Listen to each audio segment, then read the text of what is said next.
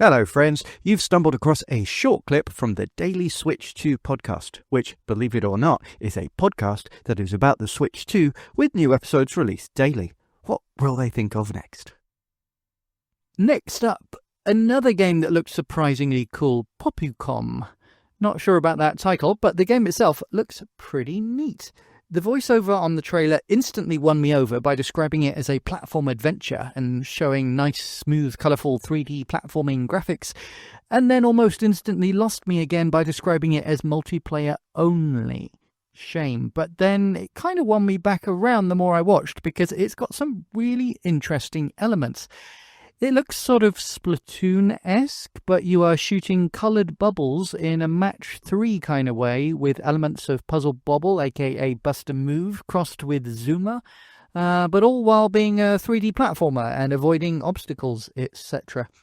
I mentioned this during my live reaction, I think, but the Metroidvania that I'm working on myself has a similar colour-based puzzle element while platforming, and I could see that the devs had implemented several similar ideas to me, but with 3D platforming rather than 2D side-scrolling, so I'm not that worried.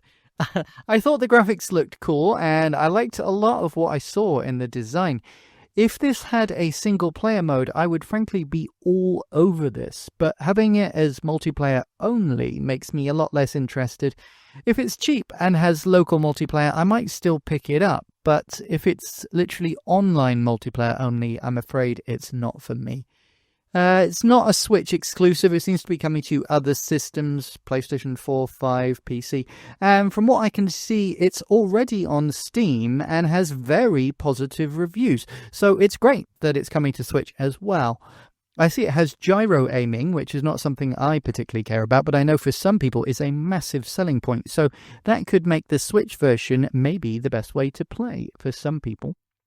On Steam, it looks like it's only $18, so if it's a similar price point on Switch, that will again be a good thing. Although, again, if it's genuinely multiplayer only, it will live or die depending on how many people are playing online, so we will have to hope that it's crossplay.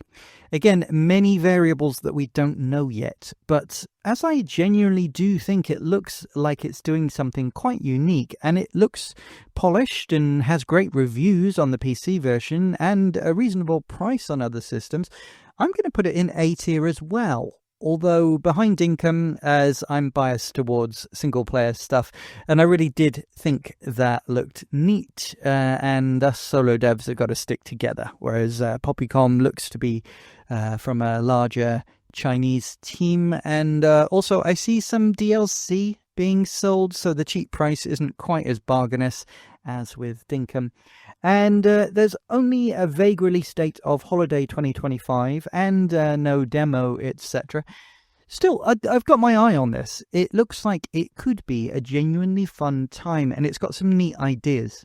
Mind you, I would say that as I also had some of those very same ideas in my own game I'm working on. Lol, I'm not as original as I thought I was. Well, that was funny / sad / informative / stupid, wasn't it? Feel free to mentally redact to make that make sense with the clip that you just heard. I don't know what it was. I'm just recording a bumper. But if you enjoyed the clip, please give it a like. If you'd like to hear more, click subscribe, and you can find all the ways to listen to and support the full daily podcast at linktree/dailyswitch2. That's linktr.ee/dailyswitch2. Let's go! Did I sound like I mean that? I do. I really do.